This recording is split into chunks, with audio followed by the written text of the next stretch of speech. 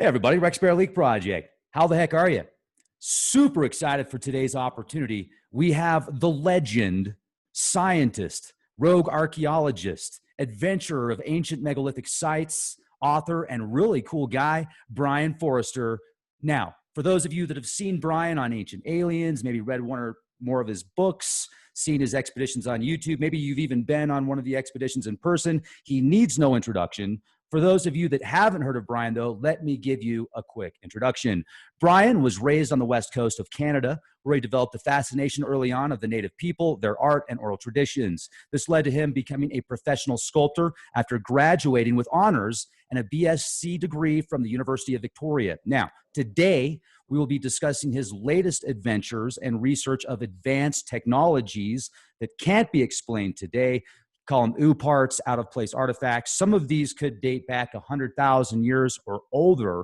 Now, before we open Pandora's box, so I would like to thank my friends over at Noble Gold Investments. Ladies and gentlemen, there are some amazing opportunities right now. If you're into precious metals or if you've been thinking about it, now could be one of the best times, minus maybe last year or last week. However, cryptocurrencies are also a great opportunity, but you can lose a lot of money in cryptos, let's face it. So if you have a 401 or an IRA, and you want to diversify, you should read these free ebooks by Noble Gold Investments. They're given to Leak Project listeners, how to get out of the rat race, how Big Brother uses inflation to keep you in the rat race, and successful tips that are practical for just about anybody. So give them a call today. Let them know Leak Project sent you. Get the free ebooks. The number's toll free, 1-877-646-5347. All right. So, Brian, it's an honor to speak with you today. What have you been up to? Thank you, Rex. It's a pleasure.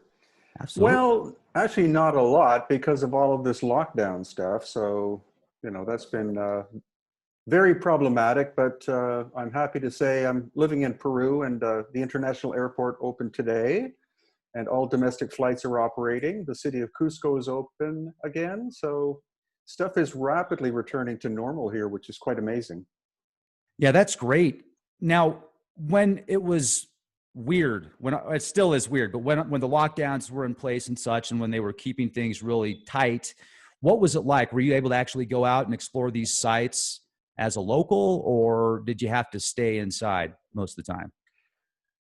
Well, in March of this year, I was in Egypt and we had to end our tour a couple of days before it ended. And so I wound up having to fly to Abu Dhabi and then to JFK.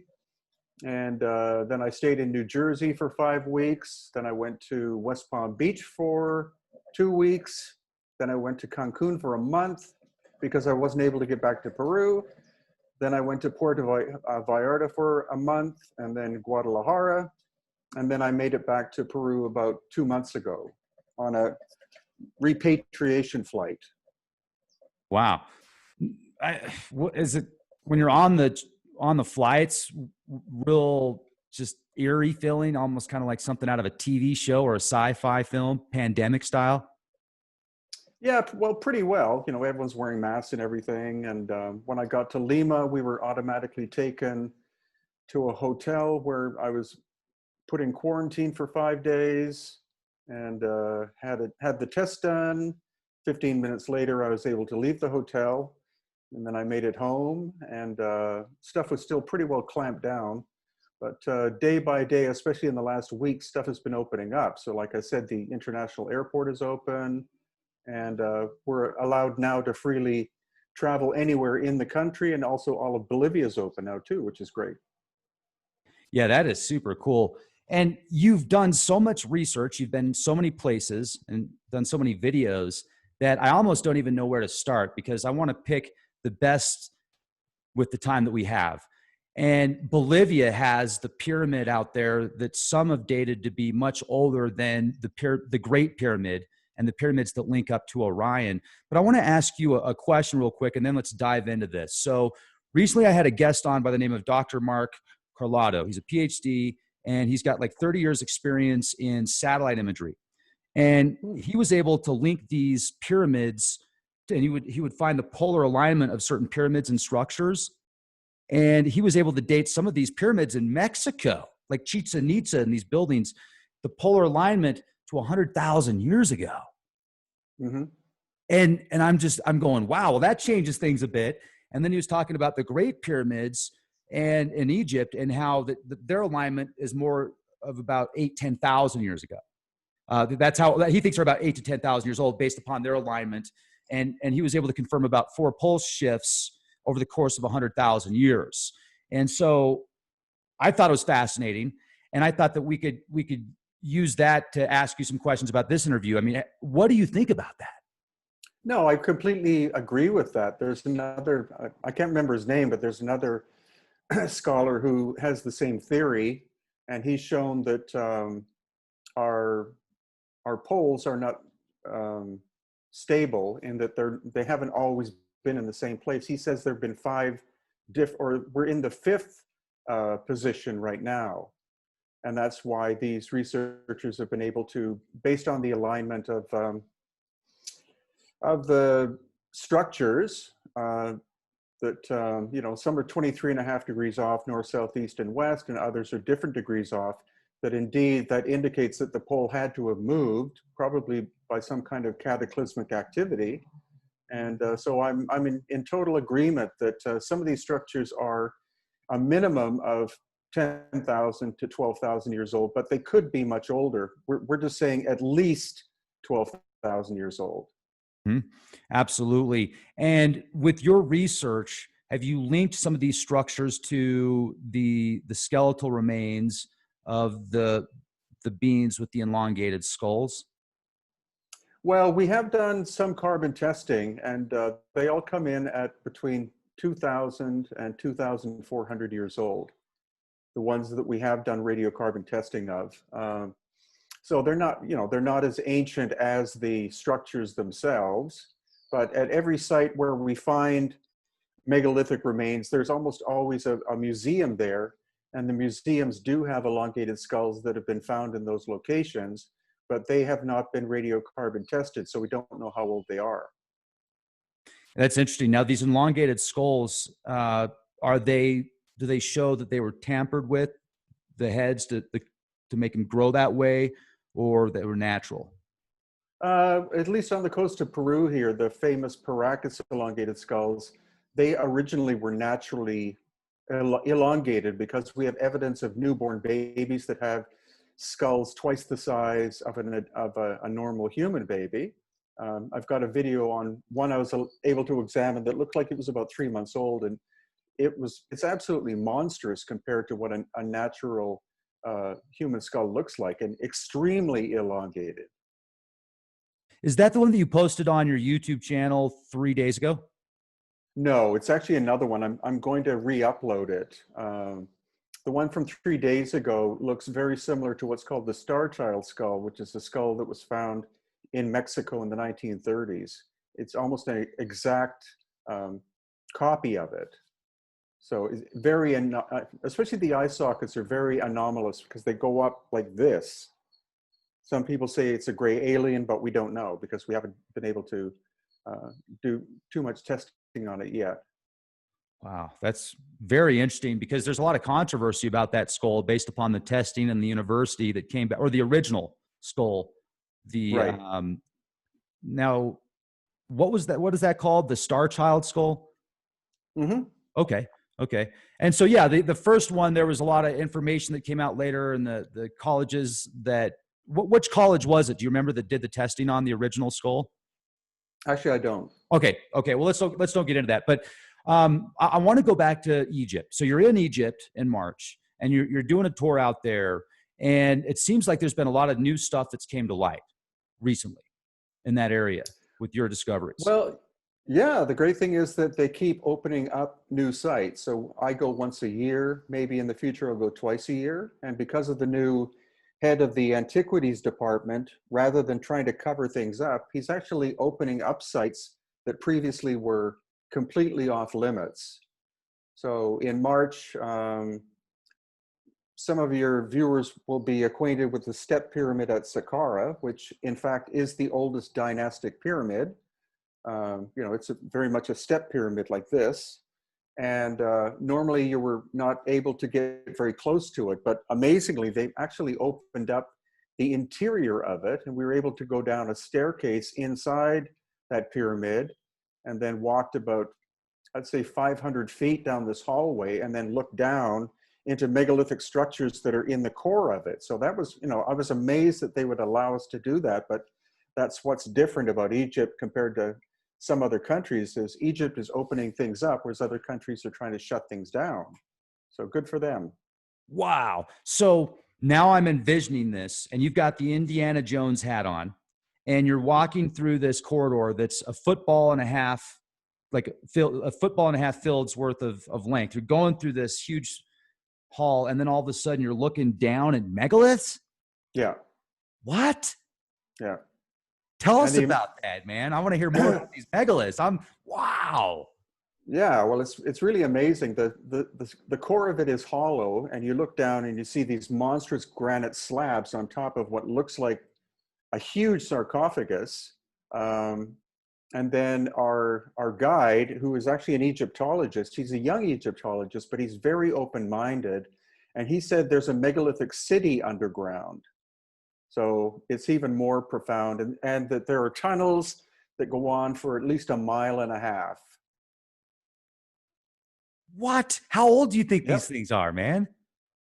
At least 13,000 years old. And that's probably why the dynastic Egyptians built the step pyramid, was to preserve the site that it's on top of. He also said that he went to another location at Abydos, which is where the Osirion is, which is a megalithic underground structure. He said he went into the mountain, which is in behind it, at 8 o'clock in the morning and came out at 4 o'clock in the afternoon. And it's just a giant labyrinth of ancient structures. Oh, man. They were building all of this stuff, probably preparing for a major catastrophe. It could be. I mean, that's the amazing thing, is that even some of the major Egyptologists, standard ones, admit that only 15% of ancient Egypt has been discovered. And then people automatically say, well, there must be a lot of stuff under the sand. It's not. It's actually in the bedrock. So almost all of the ancient megalithic work is in tunnels and chambers in the bedrock under the Giza Plateau and other close by areas. And you got video footage of this? Of the, yeah, actually, I made a video relatively recently of the underground complex, and I'm going to make another edit of it and put it up again, probably within a week. And this is on your YouTube channel? Yeah, it is, and the new one will be as well. What, if I can ask, what's the name of the other one? I'm going to show off your YouTube channel just real quick, and so people will. This is Brian's YouTube channel, 327 plus thousand subscribers. It should be 327 million subscribers. But hey, people would rather, never mind. I'm not meaning it. Look at that yoga video, 12 million views. That chick can stretch so good she can kiss her own butt. I saw one of those today. 12 million views on YouTube. Anyway, so see, even I watched. It was terrible. I'm going to stop, Brian. Which video is it? Brian's like, stop. Actually, it'll be, I would wait for people to wait until I upload the new one within a week. Okay. Because it's the whole thing of walking around the outside of the step pyramid and then going down inside and then looking down into the chamber that's in the center and then walking back out again. So that was only open like 2 weeks before we got there. How big are the megaliths that you were looking down at?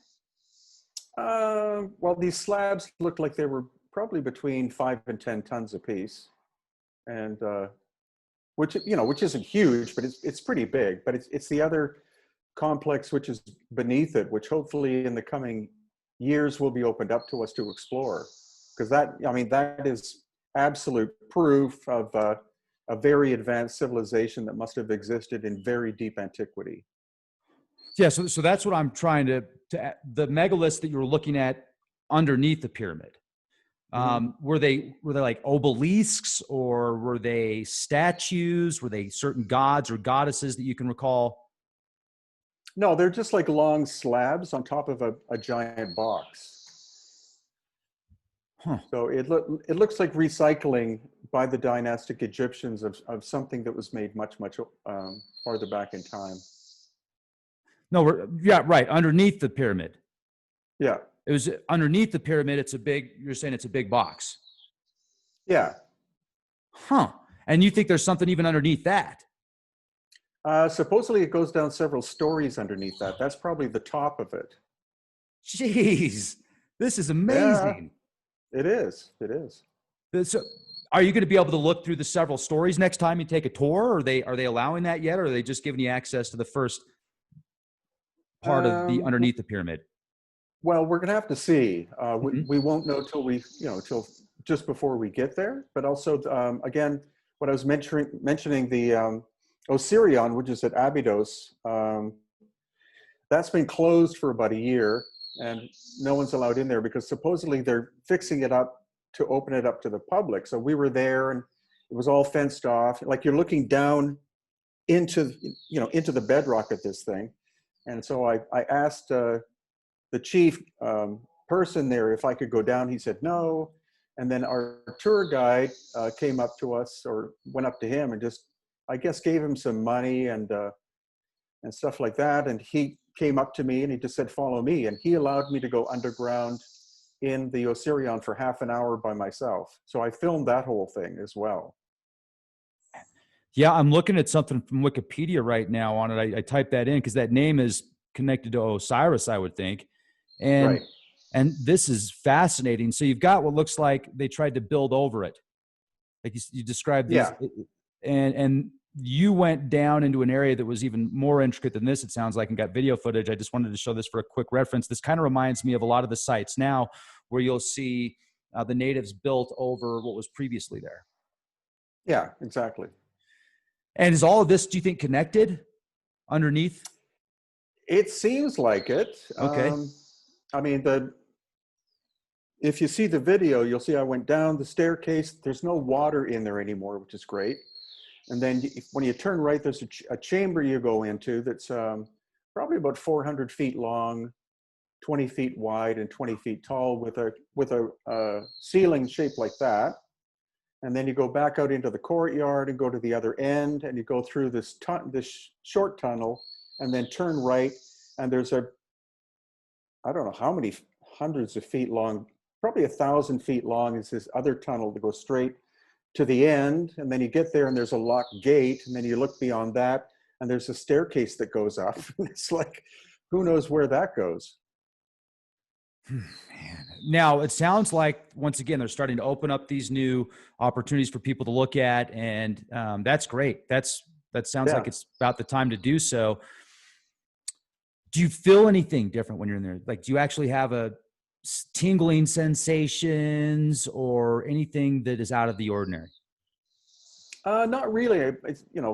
I'm just in awe when I'm allowed opportunities like that, because that was spontaneous out of nowhere. Again, it's an example of, no, you're not allowed to go, and then all of a sudden it's like, okay, follow me, and it's like, oh, okay. And so, I use my eyes as much as possible to scan what I'm looking at, and film as much as I can. Initially, he said no filming because he didn't want to have his face photographed, but then I got in front of him and he said, okay. So then I started filming and just filmed the entire complex. Now, as far as the square footage goes, I mean, it sounds like it's tens of thousands of square feet also, like giant warehouse, but made with stone blocks. Well, the long tunnel is probably 15 feet, only 15 feet wide, but at least 600 feet to 1,000 feet long.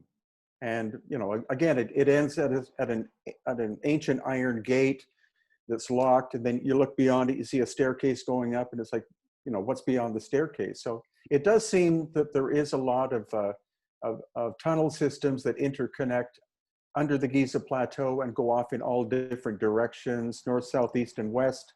Some say there are tunnels that go all the way to Karnak, which is, I think, 150 to 200 miles away. So these are like little morsels that we're being given each time we go back. There's always something new we're allowed to access that previously only maybe 10 people in history have ever been allowed to go into. When are you doing your next tour? March. March. Okay. And then people just go to inkatours.com. Yeah. Hiddeninkatours.com. Okay, so you can sign up, folks, if you want to do this, which I'm sure you do, hiddenincotours.com. I might get on that opportunity. I wonder if I can just take a boat, though, all the way there, because I don't like to fly. Oh, I'm, that'll take a while. yeah, it'll take a while, so probably not. And but anyway, so it might be worth getting on a flight for this, for me even. I mean, that's saying something. But anyway, that sounds fascinating. So we're taking this back thousands of years. Now, have you questioned where they even get all of the material? Like Yeah, the well, stone luckily slabs? we always have a geologist, Susan Moore, with us from Canada. And she's very pragmatic. She just, she gives her a professional opinion. Uh, the the the columns inside the Osirion are made of granite, so that's probably from Aswan, which is like 200 to 300 miles away. And then the inner courtyard is made of quartzite, and that's from the Cairo area. So that's more than 200 miles in the opposite direction. That's to the north. So these things are being moved massive distances, nowhere near the Nile. So people can't say they floated them on barges or something. And that's the amazing thing. It's just the sheer scale of construction in ancient Egypt is absolutely mind-boggling. There's no way the dynastic Egyptians could have built them. And that's where we see the clear evidence of reconstruction by the dynastic people of much older structures. Now, if we were to go back and to those locations where you brought up that old gate, and then past the gate was the staircase that we don't know where it goes to, have you found similar locations that lead to an altar of some type of an ancient god or pharaoh or deity? Yeah, but that's during dynastic times. At every ancient site, you have what's called the Holy of Holies, and that is like the core, super ancient part of the site. You find that at Karnak and all of these locations. And so that's in general where the dynastic people found a megalithic core, and then they built their structures around that core. And the site at Karnak is 23.5 degrees off north, south, east, and west. So that goes back to our initial discussion of the pole. The pole seems to have shifted physically by 23.5 degrees, because the pyramids now are lined almost perfectly north, south, east, and west. So they're post-cataclysmic, but these other structures are 23.5 degrees off. And that's not because they couldn't figure out how to, figure out where north, south, and east and west were. Chan Thomas has written several books, and 40, 50, 60 years ago, 30 years ago, and some of them were actually classified for a while by the CIA. One of them is called The Adam and Eve Story by Chan Thomas, where he took a lot of research from around the world. You probably know about it, but he talks a lot about Egypt, right? And Egypt not only was one of the first places, or that location geographically that we think of as Egypt, was the location itself. And he talks about the next cataclysm that takes place. Egypt is going to be one of the safe locations, or as safe as it can be, because it's going to be pretty gnarly what he talks about. That makes sense to me. Now, the next question would be, when you look at these pyramids, and you've read, I'm sure, about Stargate technologies, but there's never really solid evidence that, I mean, I haven't seen anybody go through a Stargate, and I haven't seen any files that have said like, this is Stargate technology directly from the CIA or something like that are declassified. So you've just read the rumors on the internet, and there's some stuff that looks like it could be Stargate technology, but I want to get your thought about that. I think it is quite possible, because again, these constructions are way beyond the capacity of the dynastic people, and in some cases beyond what we can do today. I mean, I just put up a 20-minute video today on my YouTube channel about the Serapeum at Saqqara, where you have these giant boxes that weigh up to 100 tons. And, you don't see any soot on the ceiling and stuff like that. What they were originally made for, I don't know. But again, this guide we had, the great thing is that he kept taking me off to the side as we were walking around through the 9 days of the tour. And he would pull me off to the side and just whisper in my ear these little detail things that just, were mind-boggling. And he said that when the boxes at the Serapeum were originally found in the 19th century. There were humanoid bodies inside them, not humans, but he said humanoid. And I said, were they big? Were they small? He said, I don't know. That's what he was told. Um, That's far out. And yeah, do I have your permission to do a screen share at 5 minutes and 24 seconds of what you're talking about? Just a real quick one. sure. Okay. Oh, sure. Okay, right on. Man, I like got the tingles right now, Brian. This is amazing. I really am so grateful that you're here with us today. This is just a quick screenshot of the footage that you got there. And this is like the lid. Yeah. Oh my, wow. And that Yeah. thing weighs. You don't see the sense of scale because there isn't a person there, but the lid is 30 tons. The box is 70 tons. And they were all found ajar like that, like the lid was partially off. And that's a mystery in itself. Mm-hmm. Like, yeah, like how did they get the lid off? It's so heavy. Yeah, and how did they move the boxes in the tunnel? Because there's no sign of soot on the ceiling, so they had to have had artificial light of some kind. And again, just the size of these things being 100 tons, they had to maneuver them around corners and then fit them each one into its own special niche, which means dropping it down into the ground. And also there are two that are unfinished, and so we see that the unfinished ones are quite rough, but the finished ones are perfectly polished. So they had to have been moved into the tunnel system rough, the box first and then the lid behind it. Then they had to somehow get the lid up on top of the box, measure the tightness of the fit, and then polish the surfaces so that they would more or less hermetically seal. It's my most favorite site in all of Egypt is the Serapeum, just because it's almost impossible. And the humanoid thing makes me feel that these beings would, they arrive here from far, far away, and they have to preserve their bodies and wait for somebody to come pick them up and reincarnation, like take their DNA and reincarnate them. That's what I see, because they were so in tune with later in life, the pharaohs would do everything they could to preserve their bodies, right? So it's like they were mimicking Right. something previous, and they had great technologies, but I still don't think it was nearly as advanced as what you're describing. These humanoid beings, they were buried in a specific location and preserved. So when the mothership came back, whatever, they could wake them back up. And here's another interesting thing to think about when you read these metaphysical texts about the gods and the goddesses, like Inanna descends to the Netherworld, which is ancient Sumerian tablet that predates anything in the Bible that I know of. And it talks about she goes into Hades or the underworld and she wants to get new information, right? But she wants to come back. And first Enlil's like, no way. And I think Sin or I think it was Sin said no as well, which is like the moon god. But then Enki was like, okay, I'll bring her back. But I wonder if some of these pharaohs, they could get knowledge on the other side and then come back into their bodies. Is there anything like hieroglyphics or information that you've heard that might validate what I just brought up? Well, the other interesting thing is he not only said that they were humanoid looking, but they were basically barbecued.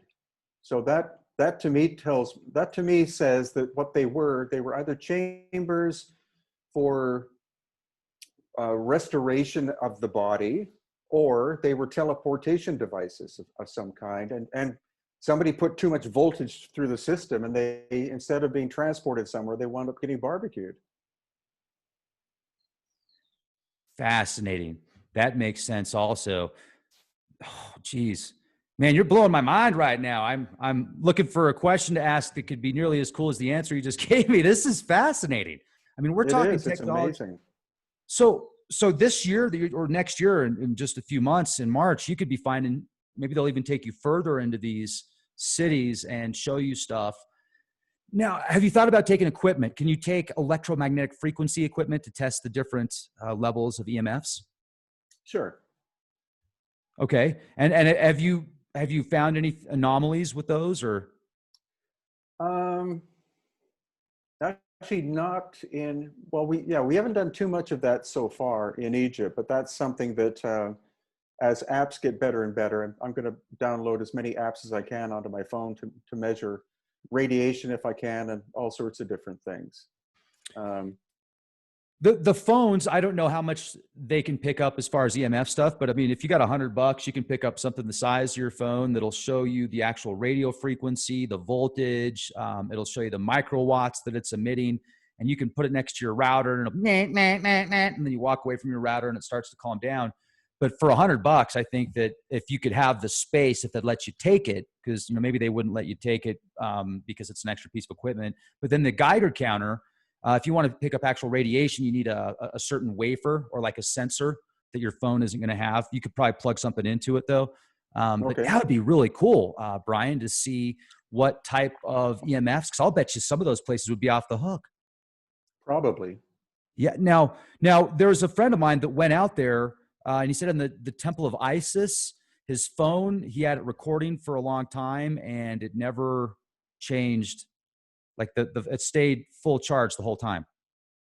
Oh, really? That's interesting, because we've had the opposite happen. Especially at the Serapeum, people would go in there with their phones or camera equipment, and then all of a sudden the battery is like gone in like 1 second. And then also the cards for the hotel rooms too. I say this to people jokingly, but it's not a joke. I tell them before we go into the Serapeum, make sure after we get back to the hotel that you have your cards scanned and the room number put back in, because you'll find out that it doesn't work. And that happens every time we go there to everybody. That's evidence of EMFs right there. A high level EMF. Right. Something is fried, or like an EMP, like mini EMPs. Huh. Because an EMP is going to fry the electronics. So that's what an EMP device does. And maybe there's a reason for that. Or maybe it's just a byproduct. I would think it might have something to do with more of a byproduct of the frequencies. But that takes me to the next question I want to ask you. About 6 years ago, you've got an awesome video called Lost Ancient High Technology of Egypt before the pharaohs. And this is part 1, but it's got almost 3.4 million views. And I would like to get your thoughts on this. What is it? What's that? The disc, like that weird disc looking thing that you've got in that video. Oh, yeah. Well, it's called the schist disc. And again, because we have a geologist, schist is supposedly the type of stone, but she said it's not schist. She said it's a much denser material, more like a mudstone, which is like fine silt that has been metamorphosed. And it would be highly receptive to resonance. And it was found again at Saqqara, underneath the Step Pyramid, or in that area, along with 30,000 to 40,000 stone vessels made of very hard stone, which again, most of them are broken. So it looks like they exploded. And that's the amazing thing. And they're basically totally disregarded by Egyptologists. On display in the Cairo Museum, they're even listed as being archaic, which means pre-dynastic. And yet, that's obviously mislabeled because they are archaic, but that technology didn't exist, excuse me, until probably the 1860s AD. A lathe that was able to turn with diamond tools to shape them. And it's not like they found 5 or 10, they found 30,000 to 40,000 of them. That would be just for reference. This is the thumbnail on one of the videos, and then you did, I think, a several part edition, and then this is another one right here. Wow. Now, with that being said, 30,000 of them. What in the world did they do with them all? Where'd they go? They're all in storage under the museum.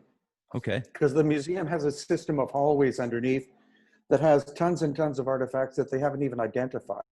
That's probably where Lost Ancient High Technology evidence is probably hiding as well.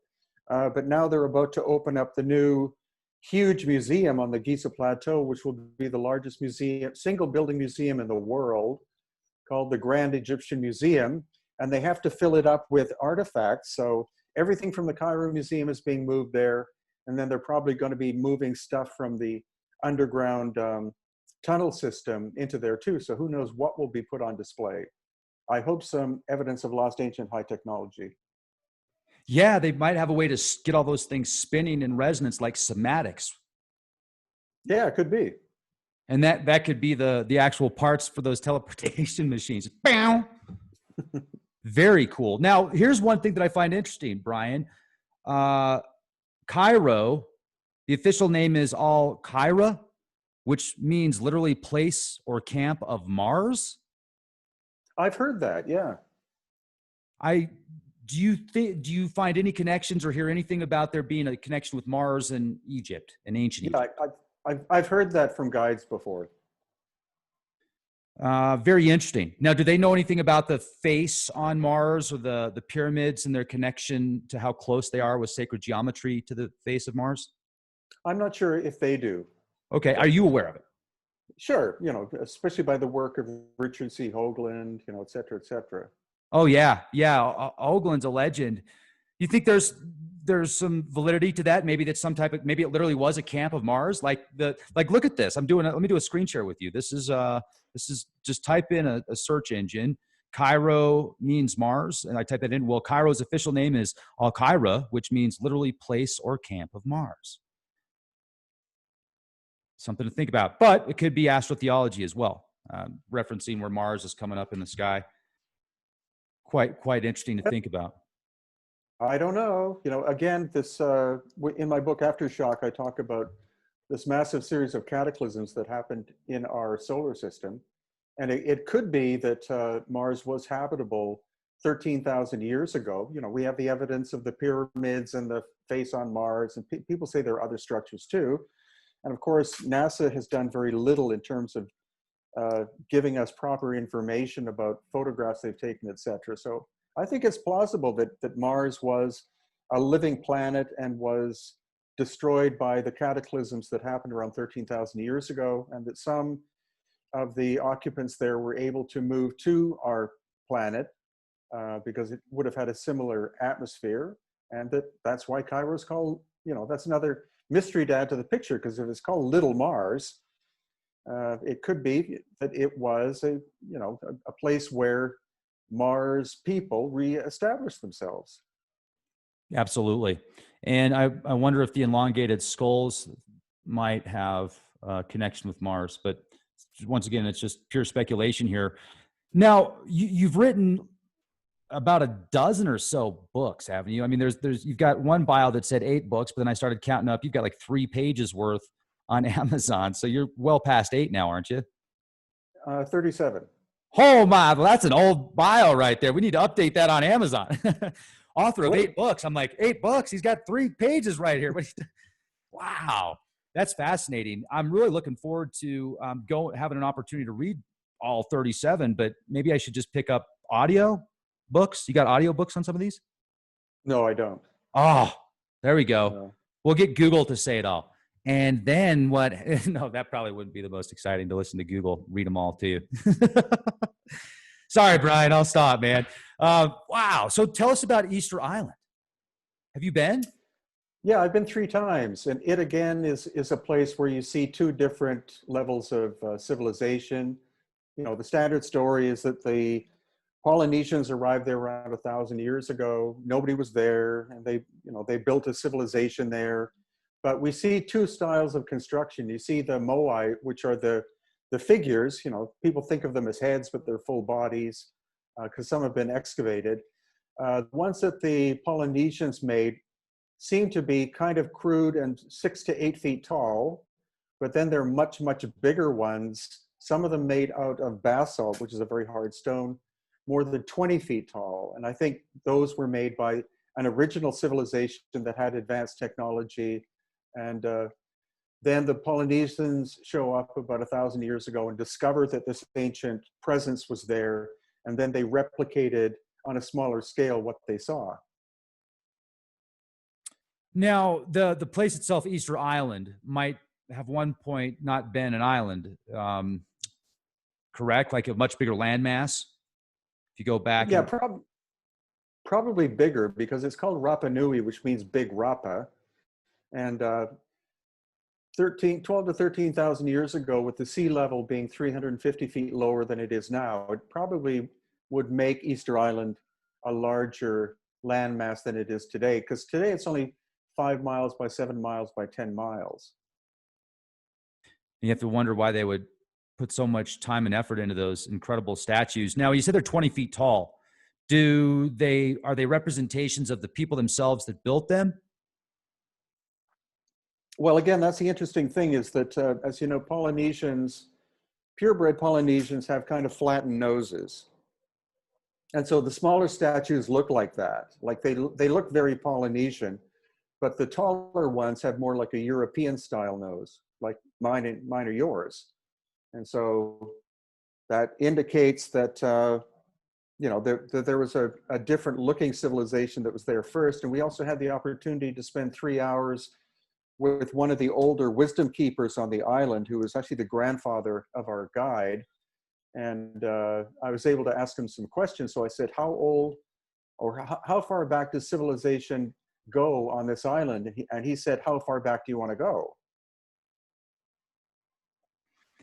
Now, there's those big heads in Mexico, right? That there's a lot of Olmec. mystery to. What are they called? The What's that? names of what are the names of those big heads? The people in Mexico. Yeah, they're attributed to the Olmec civilization, but most of them were found buried underground. So, that looks like some kind of cataclysm hit that site, and that the Olmec people discovered them, because they're, some of them are 10 to 20 tons, very finely carved. Basalt, which is a very hard material. It's not local to the area, so it had to have been transported quite a distance.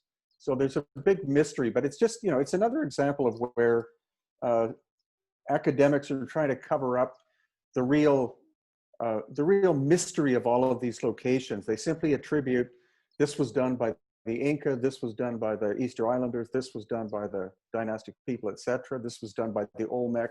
But the Olmec had no level of technology whatsoever. They didn't have bronze tools or anything like that. They had flint spear points and stuff. So they probably couldn't have made those giant heads. And that's why I'm still fascinated by all of this information. That's why I'm still making videos, because I want to show the really obvious evidence that we are discovering when we go to these locations, which makes the history of humanity far more fascinating than what we've been taught in school. Absolutely. And what is the most fascinating site? You told us about the one in Egypt. What would be a number 2 to go look at if you had 2 choices? I would say Pumapunku in Bolivia. Tell us about that. Doesn't that have the huge H stones? Yeah. Is there some type of significance to the H? Because I've seen those H's in petroglyphs in the United States, in the Four Corners region. Well, also at Göbekli Tepe in Turkey as well, the H design. But there are 9 of these so-called H blocks, and each one is a different shape and size. Like, they're not all the same dimensions, so they weren't made. People keep saying they're made in a mold, but they couldn't have been, because they're all slightly different. Some are an inch wider than others, and the patterns on the backs are different than, from one to the next. As far as I can tell, they were found buried underground. The whole site was buried underground and wasn't discovered until the 1930s by an archaeologist called Poznansky, that spent 50 years studying the location. And it's 7 miles from Lake Titicaca, just over the border from Peru. And we have evidence now that 12 to 13,000 years ago, the level of Lake Titicaca was about 100 feet higher than it is today. And so it appears that Pumapunku and Tiwanaku, which is the sister site, they're right next to each other. They're actually the same location. That they were actually they were built partially underwater, because we see erosion patterns in the stone that had to have been done with wind and waves. You see the water had obviously carved at the basis up to about 6 feet high. So it's a very, very mysterious site.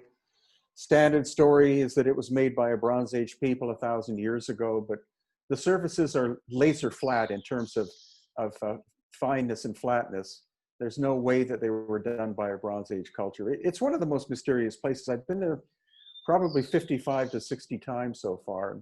Every time it's exciting to go. Now, how do you get access to stuff like that? Do you just go? Yeah, basically. Yeah.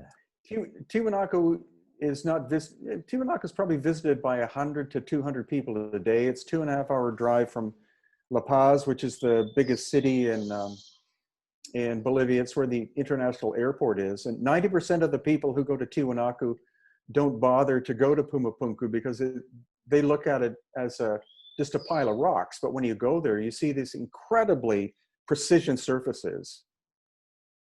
Yeah, and once again, the weight's got to be insane. I mean, he's got to probably weigh tons, don't they? Yeah, well, there's one slab, like there's a series of foundation slabs that are there made of red sandstone and andesite, two different kinds of stone. One of the red sandstone ones is 131 tons and comes from a quarry 10 miles away to the west, over a series of mountains. Oh yeah, they totally used logs and slaves. Yeah, Totally. Yeah. Especially considering that it's above the tree line as well. Well, So there are no logs. Dang it. I'll have to come up with something next. Get me one of those modern archaeologists that knows everything, that doesn't know anything, will you? Were there any type of like gods or goddesses or worship points in Pumapunka that you like, or an altar or something? Or Yeah. Okay. Can you tell us about that? Yeah. Okay. Well, again, the site, Pumapunku and Tiwanaku are the same site. It's just that they're behind separate fences. Like they're less than a quarter mile away from one another. And they were discovered by what is called the Tiwanaku culture 1,000 years ago. And so the Tiwanaku people, they found these beautiful flat surfaces and they inscribed in relief their gods on the surfaces of them. So it's a question of recycling a much more older site. So at Tiwanaku is where we find the quite famous Sun Gate, which is this, giant slab thing made of one piece. And they inscribed what are called birdmen figures on the surface of it. And in the center is their god, Wiracocha, who's a little kneeling man holding two staffs of some kind. What do the staffs look like? They look like, I think there's a puma at one end and a condor on the other end. Okay. And then Now, the staff itself is a snake shape. and it's like laser precision almost. It just the way that it was. No, actually, no. The carving is actually very crude, and only goes in maybe, I would say 3 or 4 millimeters. But it's also unfinished. If you look at the right side and the left side, you can see that the outline was made, but the fine carving part was never completed. It's also stuck back together. It was broken into 2 pieces, and that's the way the Spanish found it in the 16th century broken. It's probably also the way that the Tiwanaku people found it 1,000 years ago. So it looks like, again, that a massive cataclysm went through that location and just threw these giant stones all over the place. Bolivia. Let's jump to Bolivia now, if we can. Are you going to go there and check out the pyramid next year? Yeah, we're going in June, August, and November. Oh, let's talk about this for a minute. What's that going to be like? Which are you referring to? All of them, any of them. The Bolivia trip where you're going out there, are you going to go into the pyramid? Are you going to go talk to the locals? And what do you know about the pyramid out there? Well, that's where I'm thinking of Bosnia. And, I'm sorry. I'm totally sorry. I was thinking of the Bosnian period. Yeah, there's that pyramid in Bosnia that's supposed to be one of the oldest. Do you know anything about that one? Well, I've talked to academics who I trust about that. Yeah, I've talked to Robert Schock, who's a geologist, about that. He's the one that figured out that the Sphinx was eroded by water, not by wind and sand. And he thinks it's a natural mountain. I've also talked to engineers who have been there, and they think it's a natural mountain too. So I've never been, so I can't talk too much about places I haven't been to. I'm not super excited to go, but I have been invited many times to go. But you know, I may at some point. But it's not something that that I find incredibly fascinating. I find it kind of questionable. I can't say it's natural or I can't say it's man-made. It's like I just don't know. There was an interview that I did a few years ago, and I wish I remember who it was with, where they talked about that pyramid being, and this was before I even had, this was before Leak Project. I mean, this was years ago.